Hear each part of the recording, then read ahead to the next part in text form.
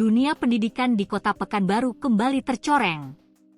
Seorang siswi kelas 2 SMAN 18 Pekanbaru berinisial P, 17, melaporkan gurunya sendiri, AS, atas dugaan pelecehan seksual.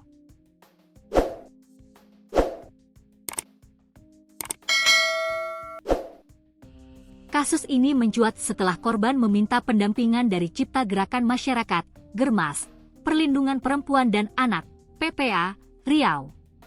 Aksi bejat oknum guru bahasa Indonesia tersebut diduga dilakukan saat kegiatan sekolah di wilayah Duri, Kabupaten Bengkalis.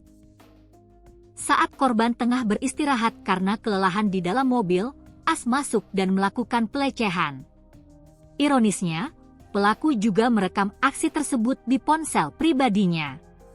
Sangat miris melihat tenaga pendidik seperti itu.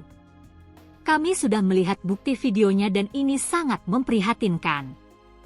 Kasus ini telah resmi dilaporkan ke Polda Riau, ujar Wakil Ketua Umum Cipta Germas PPA Riau, Rika Parlina, Rabu, 4 Maret 2026. Rika menyayangkan sikap pihak sekolah yang dinilai lebih melindungi pelaku daripada memikirkan trauma korban. Saat mendatangi sekolah, pihak PPA Riau mendapati pernyataan kepala sekolah yang menyebut tindakan tersebut hanyalah sebuah khilafan.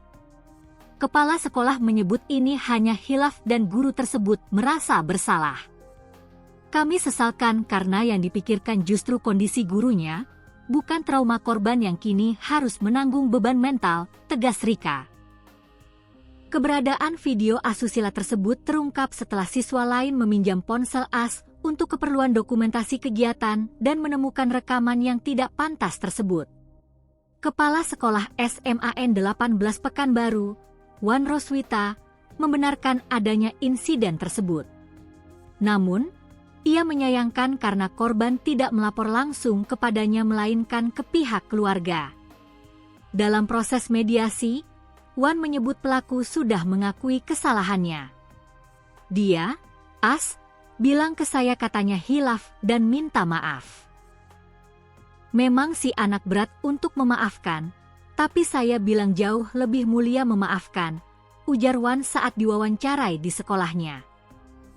Meski tidak membenarkan perbuatan AS, Wan menyatakan tidak akan merekomendasikan pencopotan sang guru dengan alasan sekolah sedang kekurangan tenaga pengajar bahasa Indonesia.